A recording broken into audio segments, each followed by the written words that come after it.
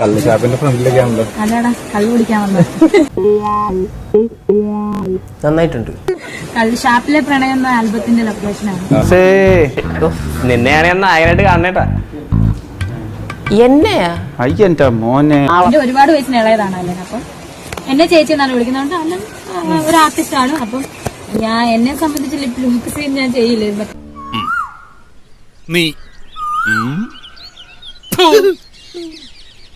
വേറെ ആയിട്ടില്ല, വേറെ ആരുമായിട്ട് ഞാൻ ലിപ് ലോക്ക് ചെയ്യാൻ എനിക്ക് ഇഷ്ടമല്ലെന്നാണല്ലോ പറഞ്ഞത്.